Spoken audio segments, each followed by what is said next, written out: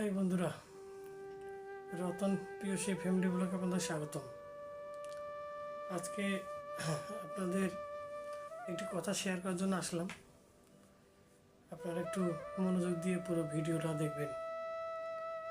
Main point, আমি নাটোরে 1 বছর হলেও নাটোরের বাইরে যাইতে পারি নাই কাজের চাপে। আমার মেয়ে হওয়ার পরে এখানে জন্ম নিবন্ধন করার জন্য আমার করা লাগবে, যেহেতু আমার জন্মস্থান রংপুর বদরগঞ্জে।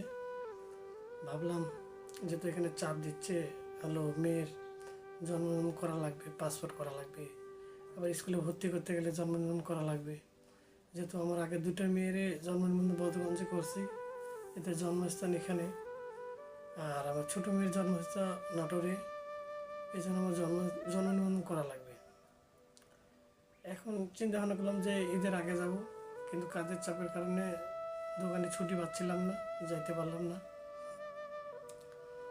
ভাবছি পিছনটা একটা স্টুডিও বানাবো ভিডিও টিডিও করার জন্য। অর্থ নাই, যদি কিছু অর্থ হয় তাহলে আমি একটু ভালো মানের ভিডিও ক্যামেরা সবগুলো নিয়ে আসবো। যাই হোক, আপনারা আমার ভিডিওগুলো দেখেন, যদি ভালো লাগে অবশ্যই লাইক শেয়ার করবেন। চলুন যাই মেন উদ্দেশ্যে। আপনাদের যে কথাগুলো শোনার জন্য আমি ভিডিও কল করতেছি। এখন আপনারা ভাবুন যে একটা জন্ম নিবন্ধন করতে গেলে 3000 টাকা খরচ, কীভাবে, তাহলে আপনারা বুঝতে পারবেন। মানুষ তো বলে জন্ম নিবন্ধন করতে গেলে কোনো খরচা হয় না, 100-200 টাকা হলে খরচা হয়, কিন্তু আসলে কত টাকা খরচা হয় আমি আপনাদের মাঝখানে সবগুলো শেয়ার করব। আমি রবিবারে, হয়তো সেদিনকে 5 তারিখ না 6 তারিখ ছিল, আমার মনে হচ্ছে না, হয়তো 6 তারিখ ছিল। এখন নাটোরে 12টার দিকে গেছি, এখানে ট্রেন দেখলাম, অনলাইনে অনেক ট্রেন দেখলাম, ট্রেন আছে, সিট আছে। যখন স্টেশনে গেলাম, যে জিজ্ঞাসা করলাম, স্টেশনে যে কর্তৃপক্ষ আছে যারা সিট টিকিট দেয়, তাদেরকে জিজ্ঞাসা করলাম যে ভাই চিলাহাটির কোনো ট্রেন আছে নাকি। ট্রেন একটা আছে 2টা 10 মিনিটে, ইনি করছে কোনো সিট হবে না, আর ট্রেন হলো 4-5 ঘন্টা লেট। তাহলে চিন্তা করছি স্টেশনে অত রাত থেকে কী করবো, যদি একটা ছোটো বাচ্চা আছে, তাহলে এক কাজ করি, সামনে যে ট্রেনটা পাবো এই ট্রেনে আমি চলে যাব। পঞ্চগড় এক্সপ্রেস একটা 1:30টার দিকে ট্রেন, তাহলে চিন্তা করলাম এটাই কাটি। তো কাছে ভাই তাহলে পঞ্চগড় একটা টিকিট দেন। এই টিকিট দিল হলো স্ট্যান্ডার্ড টিকিট, করছে ভাই সিট হবে না, স্ট্যান্ডার্ড হবে। তাহলে ঠিক আছে দেন, যেহেতু আমাকে যাইতে হবে, আর অত রাত্রে বাচ্চাকে নিয়ে তো স্টেশনে থাকা সম্ভব না, আর অত রাত্রে বাসা বের হওয়ার চিন্তা ভাবনা করলাম না, যদি আসলে আবার 100-150 টাকা খরচা হবে। এই চিন্তা ভাবনা করলাম তাহলে কষ্ট হলে আমাকে যাইতে হবে। কাটার পরে দেখি আরেক পাশে আরেক ভাই টিকিট কাটলো পঞ্চগড়ের, তাকে ছিট দিল। আমি বললাম ভাই কী ব্যাপার, আমার স্ট্যান্ডার্ড ছিট দিলেন, আর এই ভাই আপনি টিকিট দিলেন, আপনার ছিট দিলেন, আর আমাকে দিলেন না, তাহলে আমার কী অপরাধ ভাই, আমাকে দিলেন না। এনে একটু তাড়িতড়ি ছিল তো হয়তো। আমি বললাম ভাই আমি হিন্দু হয়ে কি আমাকে ছিট দিলেন না নাকি, আমার একটা ছোটো বাচ্চা আছে ভাই, আমার একটা ছিট দিলে খুব উপকার হতো। এদের কাছে অনুরোধ করলাম, অনুরোধ করার পরে করছে ভাই আপনি তো আমাকে জিজ্ঞাসা করলেন না যে আপনার ছিট লাগবে কেন। ভাই আমার তো অনলাইন করা আছে, আপনার কাছে বললাম তো, আমার মোবাইলে চার্জ ছিল না, নাহলে আমি কিন্তু ভিডিও করতাম। আমি যেখানে যাই এখানে কিন্তু ভিডিও করি, আর আপনাদের মাঝখানে সব সব জিনিস আমি শেয়ার করি। এখন 1 বছর হয়তো আমি বাইরে যাইনি, কী অবস্থা বাইরের। আর রংপুরে 6টা সিটে হলো জামাতেরা এদিকে জয় হয়েছে।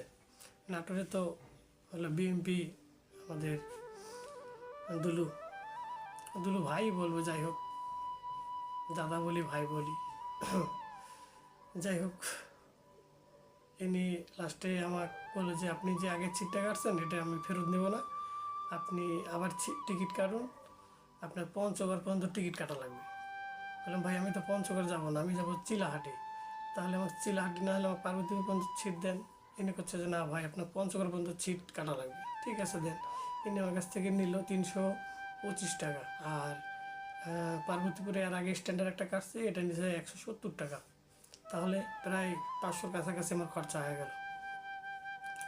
সিট পাইলাম, ট্রেন রাইট টাইমে আসলো, 1:30টার দিকে ট্রেনে উঠলাম, ভোর 6টার দিকে আমার পার্বতীপুরে নামাই দিল। আমি নামলাম, দেখি রংপুর একটা ট্রেন আছে, যেহেতু ভাবলাম আমাকে চিলাহাটিও যাইতে হবে, আর 2 হলো আমার রংপুরে যাইতে হবে। এখন একটা জিনিস ভাবছি যে রংপুরে যদি আমাকে যাইতে হবে, হ্যাঁ, তাহলে আগে রংপুরে যাই। রংপুরে যাই, ট্রেনে উঠলাম। এখন মেয়ে করছে যে না, আমি রংপুরে যাবো না, আগে আমি চিলাহাটি যাবো মার কাছে। ঠিক আছে, মেয়ে বুঝাইলাম, বুঝেছে, নিয়ে গেলাম। এখন ট্রেনে কি ঘটছে না ঘটছে আপনাদের মাঝখানে ভিডিও করতে পারি নাই, নাহলে সবগুলো তুলে ধরতাম। যাই হোক, গেলাম, বদরগঞ্জে নামলাম। নামার পরে আমার মেয়ে শ্বশুর বাড়ি রাখলাম। রাখার পরে পৌরসভায় গেলাম, যাই দেখি 9:30টার দিকে টাইম।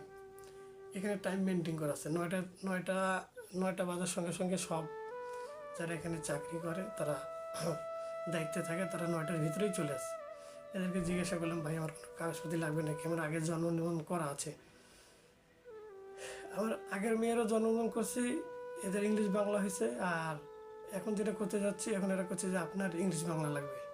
আমার আগে ইংলিশ ছিল না, তাও আমার মেয়ের হলো ইংলিশ বাংলা দুইটাই হয়েছে, যেহেতু আগের আমার একটা অনলাইন করা ছিল। এদেরকে সব ডকুমেন্ট দিলাম। এখন এরা করছে যে আপনার বাড়ি কোথায়। বললাম, ভাই আমার আইডি কার্ড দিচ্ছে, আইডি কার্ডে আপনারা দেখুন। আইডি কার্ড আমার জন্ম এখন তো বদরগঞ্জ, আমি এখন থাকি নাটোরে। তাহলে ইনি করছে যে যেহেতু আপনার এখানে বাড়ি নেই, তাহলে 50 টাকা দিতে হবে। ঠিক আছে, 50 টাকা দিলাম। 50 টাকা দিলাম, আর জন্ম নিবন্ধন হলে 100 টাকা দিলাম। মোটে 150 টাকা খরচা। কিন্তু এখানে 150 টাকা হলে খরচা দেখলে হবে না, এখানে আরও খরচা আছে। আপনারা খালি কথাগুলো শুনুন, তাহলে বুঝতে পারবেন যে একটা জন্ম নিবন্ধন করতে গেলে 3000 টাকা খরচা কেমন করে হয়।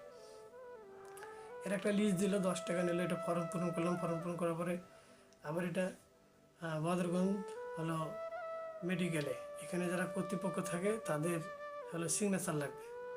ঠিক আছে, কথার মাঝখানে একটু বলি, আমার ক্যামেরার আলোটা একটু কম বেশি করছে, যেহেতু ফোনটা কম দামি ফোন। ভাবছি টাকা পয়সা হলে একটু ভালো ক্যামেরা নিব। আপনারা আমার যদি সাপোর্ট করেন তাহলে অবশ্যই ভালো ক্যামেরা নিতে পারবো। যাই হোক, উপজেলাতে যাওয়া লাগছে। আগে মেডিকেলে গেছি, মেডিকেলে 1-1.5 ঘন্টা লেট। 1-1.5 ঘন্টা অপেক্ষা করার পরে একটা সিগনেচার পেলাম। এই সিগনেচার পৌরসভা থেকে মেডিকেলে আসতে 30 টাকা ভাড়া।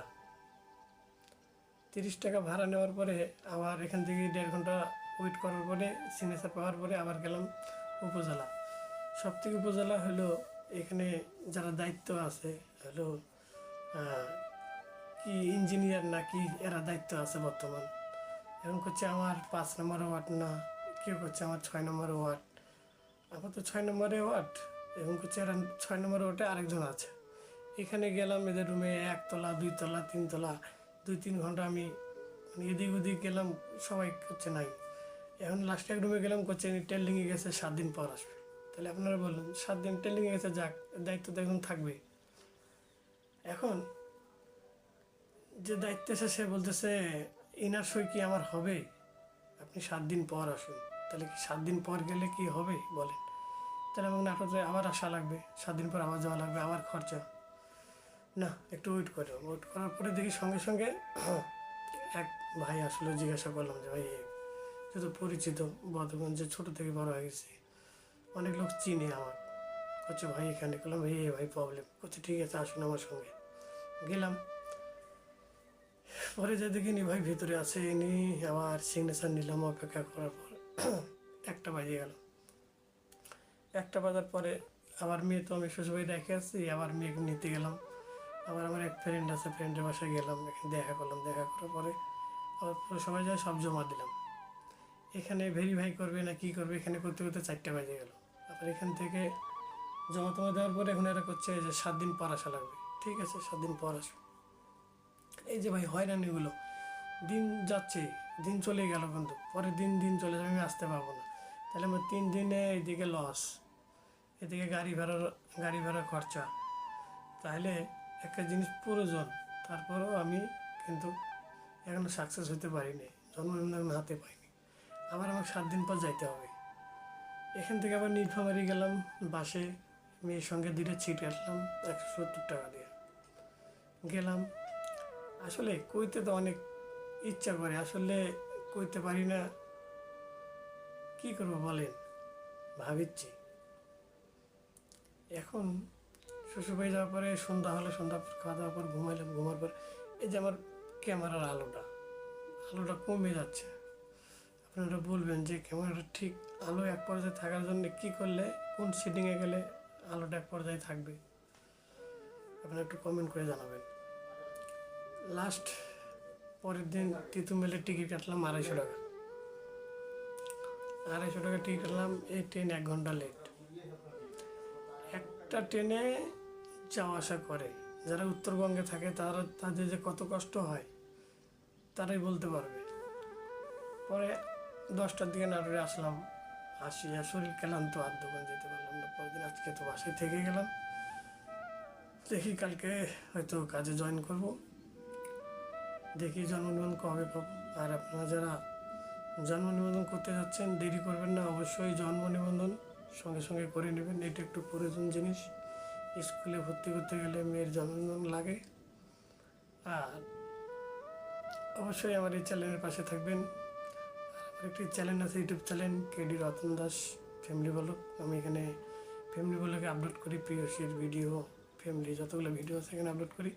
আপনারা অবশ্যই আমার চ্যানেলটা আপনারা সাবস্ক্রাইব করবেন। আর কথা বলতে যদি কথা ভুল হয়ে থাকে আপনারা ক্ষমা দৃষ্টিতে দেখবেন। আর অবশ্যই কমেন্ট করে জানাবেন ভিডিওগুলো কেমন হচ্ছে, ভালো মন্দ শেয়ার কমেন্ট অবশ্যই করতে ভুলবেন না। আর চ্যানেলটা অবশ্যই ফলো করবেন। আর যারা ইউটিউব চ্যানেলে দেখছেন তারা অবশ্যই চ্যানেলটি সাবস্ক্রাইব করবেন আর লাইক বাটনটা ওকে করে দেবেন। আপনারা পরবর্তী ভিডিও আপলোড করার সঙ্গে সঙ্গে আপনারা ভিডিও একটি মেসেজ পাবেন, এই মেসেজটা ক্লিক করবেন, অবশ্যই কমেন্ট করবেন। ধন্যবাদ, বাই বাই।